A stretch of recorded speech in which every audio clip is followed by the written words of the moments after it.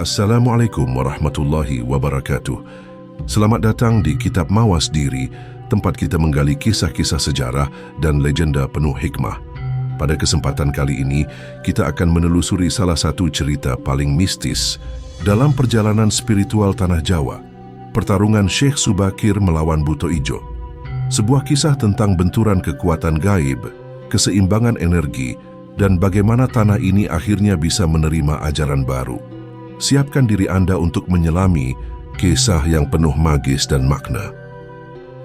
Syekh Subakir adalah seorang ulama dari Persia yang datang ke Tanah Jawa dengan sebuah misi besar. Ia tidak hanya membawa ajaran Islam, tetapi juga bertugas menundukkan kekuatan-kekuatan gaib yang menguasai tanah ini. Saat itu, Jawa masih dianggap sebagai tempat yang liar, penuh dengan energi mistis yang menghambat masuknya ajaran baru. Banyak orang yang mencoba membawa perubahan ke tanah ini, tetapi gagal karena terganjal oleh makhluk-makhluk halus yang tidak ingin kedamaian baru ditegakkan. Perjalanan Syekh Subakir tidaklah mudah. Ia datang bersama beberapa pengikutnya, mengarungi lautan luas dan mendarat di tanah yang asing. Setiap langkah yang ia pijak terasa berat karena pengaruh gaib yang begitu kuat. Tanah Jawa saat itu dikuasai oleh roh-roh leluhur, jin-jin penjaga, dan makhluk-makhluk besar yang tidak kasat mata. Di antara yang paling terkenal adalah Buto Ijo, sosok raksasa yang dipercaya sebagai penjaga tanah ini. Ia tidak hanya besar dan kuat, tetapi juga memiliki kesaktian yang sulit ditandingi oleh manusia biasa. Kedatangan Syekh Subakir segera mendapat perlawanan. Ia bisa merasakan hawa panas yang tidak biasa, pertanda bahwa makhluk-makhluk gaib mulai menyadari keberadaannya. Angin bertiup kencang saat ia menginjakkan kaki di pesisir, seakan menjadi pertanda bahwa Tanah Jawa menolak kehadirannya. Namun, Syekh Subakir bukan orang biasa. Ia adalah seorang wali dengan ilmu tinggi yang tidak hanya memahami ajaran agama, tetapi juga memiliki kekuatan batin yang luar biasa. Ia sadar bahwa perjuangannya bukan hanya sekadar menyebarkan ajaran Islam, tetapi juga harus menaklukkan kekuatan-kekuatan yang menghalangi jalannya. Tidak butuh waktu lama sebelum Syekh Subakir dan Buto Ijo saling menyadari keberadaan satu sama lain. Buto Ijo yang merasa wilayahnya terancam, mulai menunjukkan tanda-tanda penolakan. Tanah bergetar, langit mendung, dan suara gemuruh terdengar dari arah gunung. Masyarakat sekitar ketakutan, mereka tahu bahwa sesuatu yang besar akan terjadi. Syekh Subakir tetap tenang. Ia telah melalui perjalanan panjang, dan ia datang bukan untuk mencari permusuhan, tetapi untuk membawa keseimbangan baru bagi Tanah Jawa. Syekh Subakir mulai menanamkan raja-raja khusus di beberapa titik yang diyakini sebagai pusat energi gaib. Raja-raja ini bukan sekadar simbol, tetapi memiliki kekuatan spiritual yang mampu meredam kekuatan liar yang telah bersemayam di tanah ini selama berabad-abad.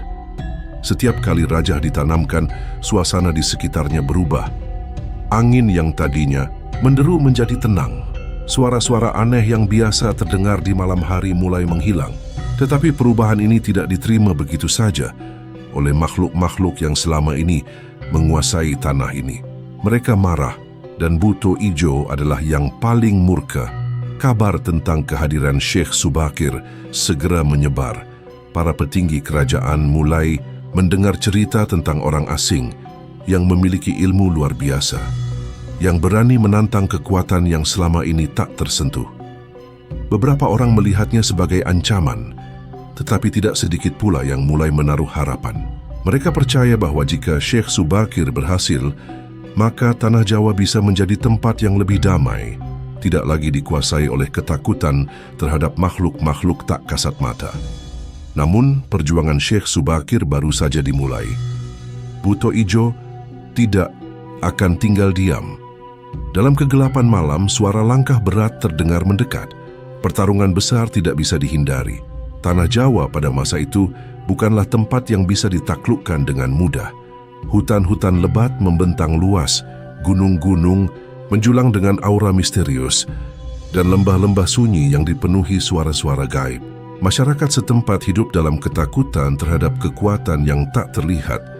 Makhluk-makhluk halus yang konon telah menguasai tanah ini jauh sebelum manusia pertama kali datang. Di antara kekuatan-kekuatan mistis yang paling ditakuti, Buto Ijo menempati posisi tertinggi. Ia bukan sekadar sosok raksasa yang menyeramkan, tetapi juga penjaga utama keseimbangan gaib di tanah ini. Tubuhnya sebesar pohon beringin tua, kulitnya hijau lumut, dan suaranya seperti gemuruh guntur di tengah badai. Ia diyakini sebagai penguasa tanah yang tidak bisa diganggu-gugat. Setiap orang yang berani melanggar batas wilayahnya akan merasakan akibatnya. Selain Buto Ijo, tanah Jawa juga dipenuhi oleh jin-jin penunggu yang menghuni berbagai tempat keramat. Hutan-hutan tertentu dianggap sebagai wilayah larangan, tempat di mana manusia tidak boleh melintas tanpa izin. Sungai-sungai yang mengalir deras diyakini dijaga oleh sosok gaib yang bisa menenggelamkan siapa saja yang berani mengusik ketenangannya. Gunung-gunung yang menjulang tinggi seringkali diselimuti kabut pekat yang bukan sekadar uap air, melainkan tirai gaib yang menutupi kerajaan-kerajaan makhluk halus di dalamnya. Masyarakat setempat telah terbiasa hidup berdampingan dengan makhluk-makhluk ini. Mereka melakukan berbagai ritual untuk meminta izin sebelum membuka lahan atau membangun rumah. Persembahan berupa sesaji menjadi bagian dari kehidupan sehari-hari sebagai bentuk penghormatan agar tidak terjadi malapetaka. Ada kepercayaan bahwa jika aturan ini dilanggar, maka mereka akan mendapatkan balasan berupa penyakit, gagal panen, atau bahkan hilang secara misterius. Malam hari menjadi waktu yang paling menakutkan. Suara-suara aneh sering terdengar dari balik pepohonan. Cahaya misterius berkelebatan di atas bukit, dipercaya sebagai para makhluk halus yang sedang berkelana. Beberapa orang yang nekat keluar saat larut malam sering kembali dengan tubuh lemas, seakan energi mereka telah terkuras habis. Tidak sedikit pula yang hilang begitu saja tanpa jejak. Di antara tempat-tempat yang dianggap paling angker, Gunung Tidar memiliki reputasi yang mengerikan. Konon di sanalah pusat kekuatan gaib tanah Jawa berkumpul. Tempat ini bukan hanya dihuni oleh makhluk-makhluk halus biasa, tetapi juga Raja Jin yang menjadi pemimpin seluruh pasukan gaib di tanah ini. Banyak orang yang percaya bahwa siapapun yang bisa menaklukkan Gunung Tidar, maka ia akan bisa menguasai seluruh tanah Jawa. Saat Syekh Subakir menginjakkan kaki di tanah ini, ia bisa merasakan betapa kuatnya aura gaib yang menyelimuti setiap sudutnya. Ia tahu bahwa tugasnya bukan hanya sekadar menyebarkan ajaran, tetapi juga harus menundukkan kekuatan-kekuatan tak kasat mata yang selama ini menjadi penguasa sejati tanah Jawa. Perjuangannya baru saja dimulai, dan ia sadar bahwa dirinya akan menghadapi perlawanan yang tidak bisa dianggap remeh. Malam itu langit tanah Jawa mendung pekat, angin bertiup kencang, membawa hawa yang terasa berat. Udara di sekitar Gunung Tidar dipenuhi ketegangan yang tak terlihat. Syekh Subakir berdiri tegak, sorban putihnya berkibar diterpa angin. Ia sudah tahu waktunya telah tiba. Buto Ijo tidak akan tinggal diam melihat tanah kekuasaannya disentuh oleh orang asing. Dari kejauhan terdengar gemuruh seperti guntur yang merayap dari dalam tanah. Pepohonan bergoyang liar, burung-burung malam terbang berhamburan meninggalkan sarangnya. Tanah bergetar. Dari kegelapan muncul sosok besar dengan mata merah menyala. Tubuhnya setinggi pohon kelapa, kulitnya hijau pekat seperti lumut yang tumbuh di batu tua. Setiap langkahnya membuat bumi bergetar, menandakan bahwa kekuatan gaib yang ia miliki bukanlah sesuatu yang bisa diremehkan. Orang asing, apa hakmu menginjak tanah ini? Suara Buto Ijo bergemuruh, bergema hingga ke seluruh penjuru lembah. Matanya menatap tajam, penuh amarah. Syekh Subakir tidak gentar. Ia mengangkat tongkatnya, menancapkannya ke tanah. Suara dentuman halus terdengar, seolah bumi merespons keberadaannya. Aku datang bukan untuk merusak, tapi untuk membawa keseimbangan, jawabnya dengan suara tenang namun penuh wibawa. Buto Ijo menggeram, kedua tangannya mengepal. Dalam sekejap angin berputar kencang, menciptakan pusaran energi yang mengarah pada Syekh Subakir. Raksasa itu melangkah maju, mengayunkan lengannya yang besar seperti batang pohon tumbang. Namun sebelum serangannya mengenai sasaran, Syekh Subakir melangkah mundur, mengangkat tangannya, dan membaca doa dengan penuh keyakinan. Sekejap kemudian, kilatan cahaya keluar dari tubuhnya, memantul ke udara, menciptakan benteng tak kasat mata yang menahan amukan Buto Ijo. Serangan raksasa itu terhenti, tangannya terpental mundur, seolah menabrak dinding baja yang tak terlihat. Buto Ijo meraung marah, matanya menyala semakin terang. Pertarungan bukan hanya soal kekuatan fisik, tapi juga adu kekuatan batin. Syekh Subakir duduk bersila, menggumamkan doa-doa yang membentuk lingkaran energi di sekelilingnya. Sementara itu, Buto Ijo semakin menggila, mengeluarkan pekikan yang mengguncang pepohonan di sekitar. Tiba-tiba langit menjadi merah, petir menyambar berkali-kali. Udara semakin panas, seolah api tak kasat mata sedang membakar tanah Jawa. Buto Ijo mengerahkan seluruh kekuatannya, menghantam tanah dengan kakinya yang besar. Retakan mulai muncul, energi gaib memancar liar. Namun Syekh Subakir tetap tenang. Dengan satu gerakan tangan, ia menancapkan sebuah rajah ke tanah. Cahaya keemasan langsung terpancar, menjalar cepat seperti akar yang menembus bumi. Suara raungan, Buto Ijo berubah menjadi pekikan kesakitan. Tubuh raksasa itu mulai gemetar, kekuatannya terkuras sedikit demi sedikit. Ia mencoba melawan, tetapi setiap langkahnya semakin melemah. Syekh Subakir berdiri, menatap Buto Ijo yang kini terlihat semakin kecil. "Kekuatanmu besar, tapi keadilan lebih kuat," katanya pelan. Namun suaranya bergema di seluruh penjuru lembah. Buto Ijo meronta, tetapi kekuatan raja semakin mencengkeramnya. Tanah di sekelilingnya mulai menghisap tubuh besarnya. Raungannya memecah, malam hingga akhirnya dalam satu tarikan nafas panjang, tubuhnya lenyap di telan bumi. Hanya angin malam yang tersisa membawa gema kekalahan sang penjaga gaib tanah Jawa. Gunung Tidar kini sunyi, namun sebuah perubahan besar telah dimulai.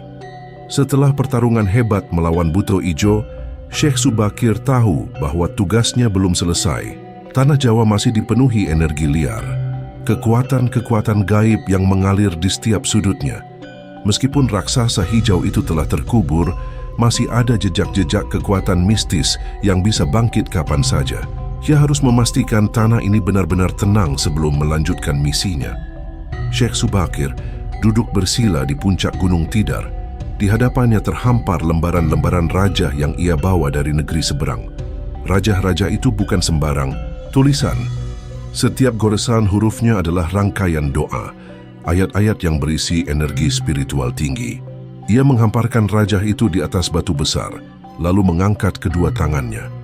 Dengan suara tenang dan penuh keyakinan, ia mulai melantunkan doa-doa yang menggetarkan udara. Angin tiba-tiba berhenti berhembus. Hutan yang tadinya bergoyang diam dalam ketegangan. Seolah seluruh alam mendengarkan lantunan doa yang keluar dari mulut Syekh Subakir. Cahaya halus mulai memancar dari rajah-rajah itu, mengalir ke tanah, meresap ke dalam akar-akar pepohonan. Satu persatu, pusaka yang ia bawa mulai diletakkan di tempat-tempat tertentu. Ia tahu, pusaka-pusaka ini bukan sekadar benda mati.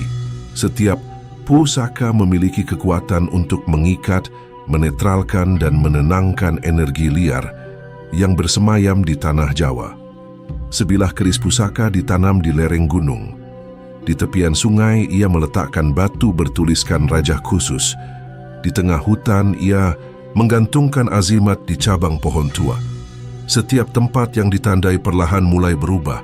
Suara-suara aneh yang biasa terdengar di malam hari semakin meredup. Aura kelam yang menyelimuti hutan mulai menghilang. Sungai yang tadinya penuh misteri kini mengalir lebih jernih. Gunung yang selama ini dianggap tempat jin bersemayam kini terasa lebih damai. Namun tidak semua kekuatan gaib bisa tunduk begitu saja. Ada yang berusaha melawan, mengguncang tanah, menimbulkan suara-suara ganjil di tengah malam. Beberapa kali Syekh Subakir merasakan dorongan energi gelap yang mencoba menolak rajahnya. Tetapi ia tetap teguh. Setiap gangguan dijawabnya dengan doa, setiap getaran ditenangkan dengan keyakinan. Dalam perjalanan menyebarkan rajah ini, ia menemui banyak tantangan. Ada desa-desa yang takut menerima keberadaannya, khawatir bahwa tindakan Syekh Subakir justru akan membangkitkan amarah para penghuni gaib. Namun, lambat laun mereka mulai melihat perubahan. Ladang yang sebelumnya gagal panen mulai subur kembali. Hujan turun dengan teratur. Penyakit yang sering menghantui perlahan menghilang. Raja dan pusaka yang ia tanam bukan hanya sekadar penangkal, tetapi juga pembuka jalan bagi keseimbangan baru. Tanah Jawa yang selama ini dikuasai oleh energi liar mulai berubah menjadi tanah yang siap dihuni dengan damai. Syekh Subakir menatap langit. Ia tahu perjalanannya belum selesai. Masih ada tugas besar yang menantinya di depan. Gunung Tidar menjulang gagah di tengah Pulau Jawa, sebuah tempat yang sejak lama dikenal sebagai pusat kekuatan gaib. Konon, siapapun yang berani memasuki wilayah itu tanpa perlindungan akan hilang tanpa jejak. Para leluhur percaya gunung ini adalah pusat berkumpulnya makhluk-makhluk tak kasat mata yang menguasai tanah Jawa sejak zaman purba. Tidak sembarang orang bisa mengusik mereka. Namun, Syekh Subakir tahu bahwa untuk menyeimbangkan energi di tanah ini, ia harus menancapkan rajah di tempat paling sakral, dan Gunung Tidar adalah kuncinya. Dalam sunyi malam ia mendaki lereng gunung. Suara binatang malam terdengar samar, disertai hembusan angin yang membawa hawa aneh. Sesekali, desir dedaunan terdengar seperti bisikan makhluk halus yang memperingatkan agar ia segera pergi.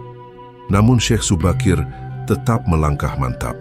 Setiap langkahnya diiringi doa-doa yang memantul di udara, membuat hawa dingin yang mencekam perlahan memudar.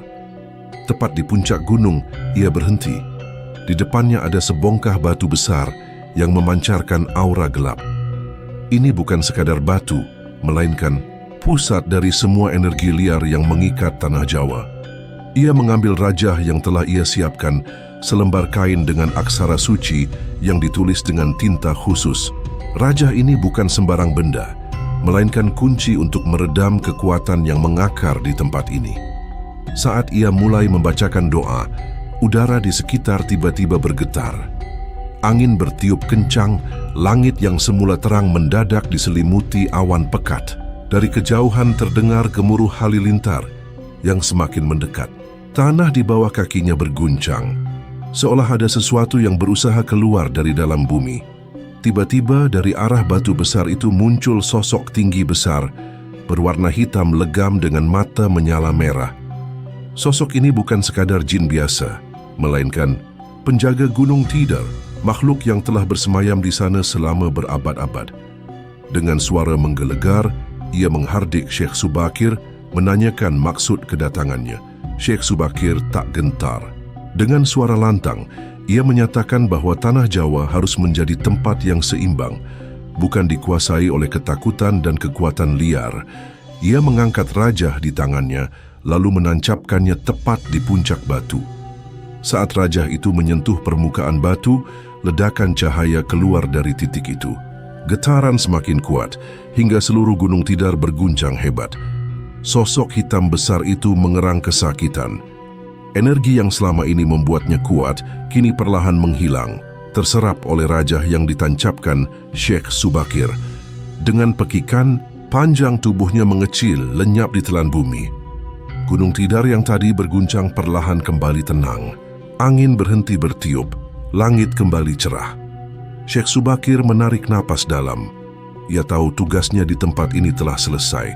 Rajah yang telah tertanam akan menjadi penyeimbang bagi tanah Jawa, membuat energi liar tunduk dan menciptakan harmoni.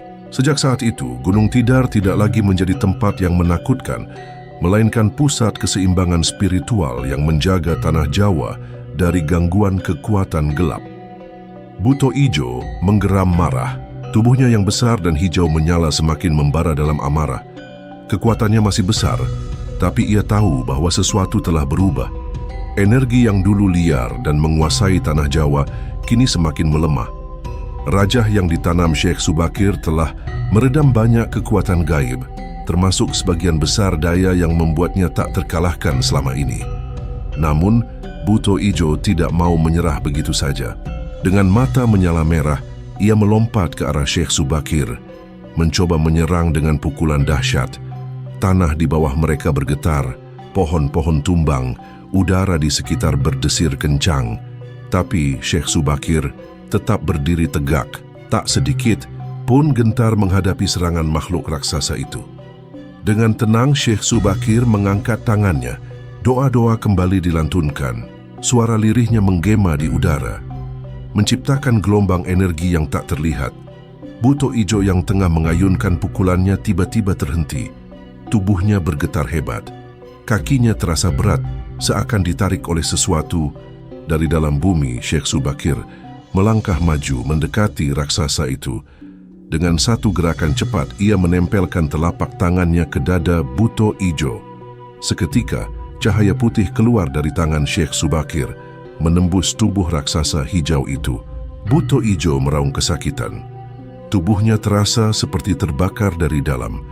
Ia berusaha melepaskan diri, tapi kekuatan Syekh Subakir terlalu besar. Dalam kepanikannya, Buto Ijo mencoba melawan dengan segala daya yang tersisa.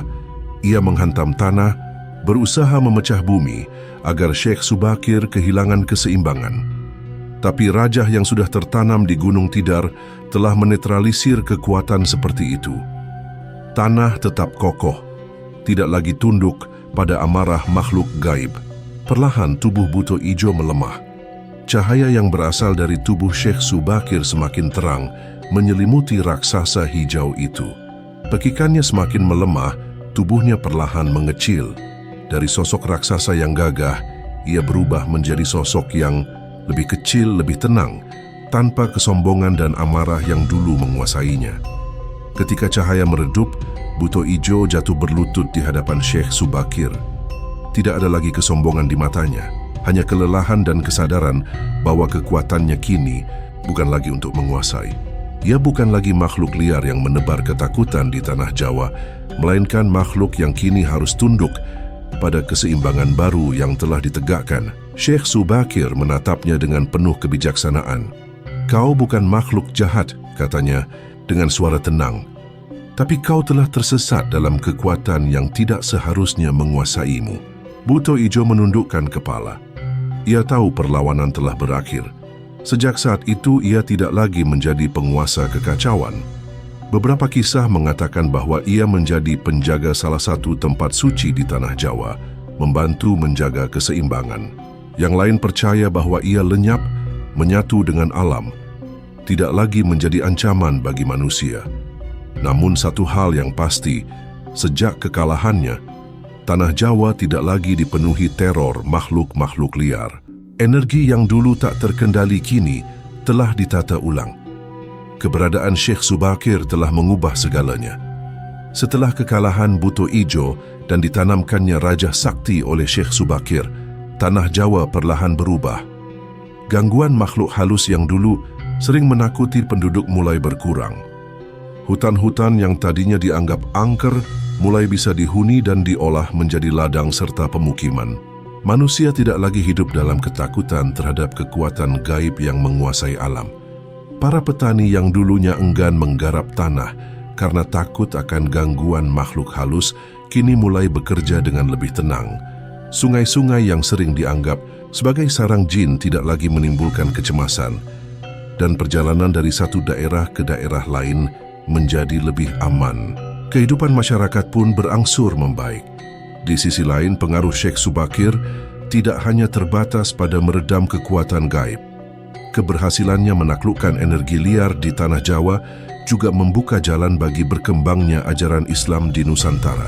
Para pemimpin wilayah mulai menerima kehadiran ajaran baru ini dengan lebih terbuka, karena melihat kekuatan Syekh Subakir yang mampu menundukkan makhluk-makhluk gaib yang sebelumnya tak terkalahkan. Kerajaan-kerajaan di Jawa pun mulai mengalami perubahan.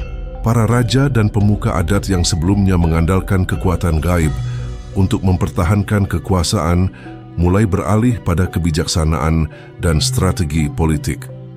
Mereka menyadari bahwa kekuatan sejati bukan hanya berasal dari hal-hal mistis, tetapi juga dari ilmu pemikiran dan keyakinan yang kokoh.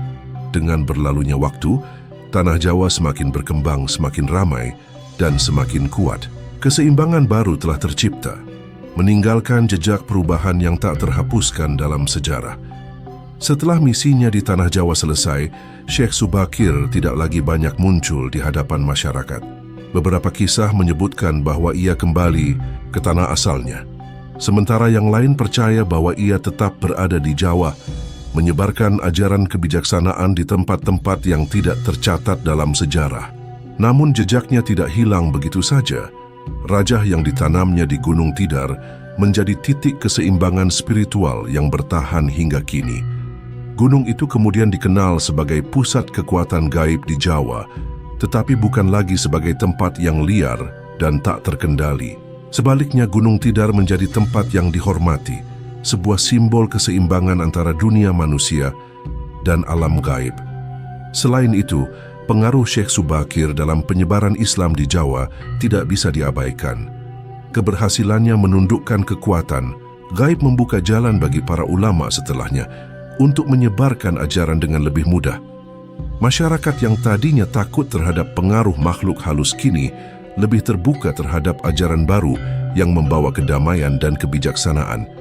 Nama Syekh Subakir tetap hidup dalam cerita-cerita rakyat, menjadi legenda yang diwariskan dari generasi ke generasi.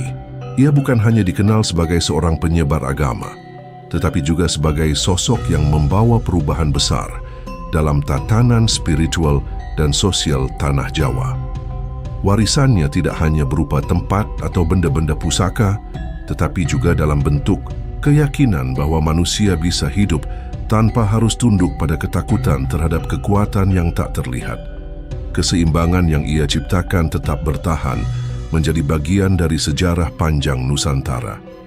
Demikian kisah pertarungan Syekh Subakir dan Buto Ijo dalam perebutan Tanah Jawa, sebuah peristiwa yang diyakini menjadi awal perubahan besar dalam sejarah spiritual Nusantara. Apakah cerita ini sekadar legenda ataukah benar adanya? Biarlah waktu dan keyakinan masing-masing yang menjawabnya. Terima kasih telah menyimak di Kitab Mawas Diri. Jangan lupa like, share, dan subscribe untuk kisah-kisah menarik lainnya. Sampai jumpa di episode berikutnya. Wassalamualaikum warahmatullahi wabarakatuh.